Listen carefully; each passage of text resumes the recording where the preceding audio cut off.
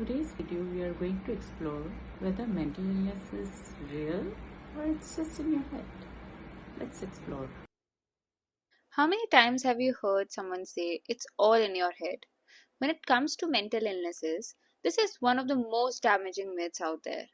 Because the truth is, mental illness doesn't live only in your head. It impacts your body, your mind, your relationships, and even how you move through the world.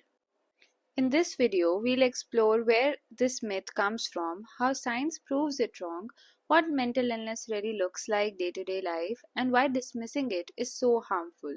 Most importantly, we'll talk about what actually helps. The idea that mental illness is just in your head has deeply cultural roots. For centuries, mental health struggles were misunderstood, often seen as weakness, laziness, or even spiritual punishment. In many cultures, including in India, people still say things like, you just need willpower, or think positive and it'll go away. Unlike a broken arm or a high blood pressure, you can't see depression or anxiety on an X ray or a scan. That invisibility makes it easier for others to minimize what you are going through. But just because something isn't visible doesn't mean it isn't real. Pain, grief, even love. None of these can be seen directly, but they profoundly shape our lives. Mental illness is no different. Here's what research tells us: mental illness is both psychological and biological. Take depression. It's not just feeling sad, it's linked to real changes in brain chemistry, especially neurotransmitters like serotonin, dopamine, and norepinephrine. These are chemicals that regulate mood, motivation, and energy. When their balance is disrupted, people don't just feel down, they feel exhausted all the time, struggle to sleep, lose interest in things they once loved, or even experience physical pains. Anxiety, it doesn't just make you worry too much, it actually activates your body's fight or flight, the same survival response that would kick in if you suddenly saw a tiger on the street. The brain signals danger even when you're not in real physical threat. This activation triggers the release of stress related neurotransmitters like adrenaline and cortisol into the bloodstream, and that surge creates real physical changes. Your heart races, your breathing becomes shallow, your palms sweat, your stomach churns. When this stress response is activated again and again, it doesn't just stay in the mind, it strains your body. Chronic anxiety and stress can raise blood pressure, affect blood sugar regulation, and over time, increase risk for conditions like hypertension and diabetes. None of that is imaginary. It's your nervous system and body working overtime. And PTSD, it doesn't only bring flashbacks, it causes hypervigilance, muscle tension, poor concentration, and memory problems. Trauma literally reshapes how the brain's stress circuits function, keeping the body on high alert long after the danger has passed. The mind and body are deeply connected. What you think and feel affect your biology, and your biology shapes how you think and feel. Think about it this way: if someone has diabetes, would we say, just stop thinking about sugar and you'll be fine? If someone has asthma, would we tell them, it's just in your lungs, try harder to breathe? Of course not.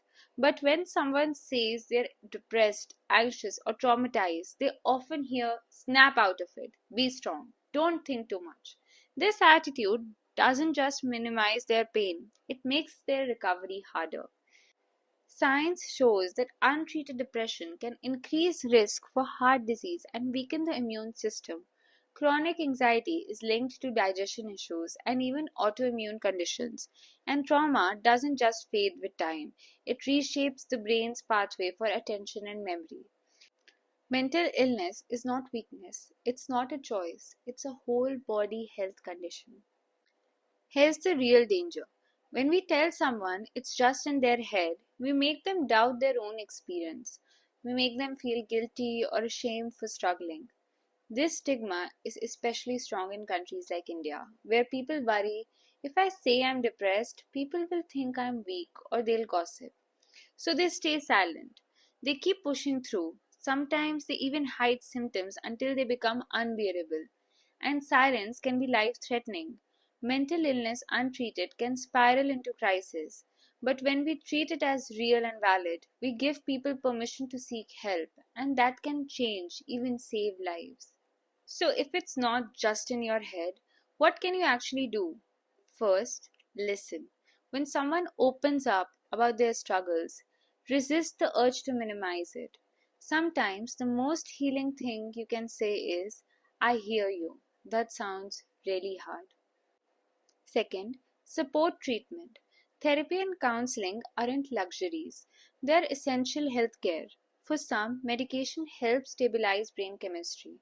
For others, lifestyle changes, developing new coping skills, community, and support groups are key. Often it's a combination. Third, remember the mind body link works both ways. Good sleep, regular movement, balanced nutrition, they help mental health. But equally important are safe relationships, self compassion, and a sense of belonging. Healing is holistic. So let's set the record straight. Mental illness isn't imaginary, it's not weakness, and it's definitely not just in your head. It shows up in your brain chemistry, your nervous system, your body, and your daily life. It affects relationships, work, and health just as much as any physical illness. The more we understand this, the more we can fight stigma, and the more people can reach out for help without fear or shame. So the next time you hear it's all in your head, remember, no, it's in your whole being, and that's exactly why it matters. Thanks for watching. If this video helped shift your perspective, please like, share, and subscribe.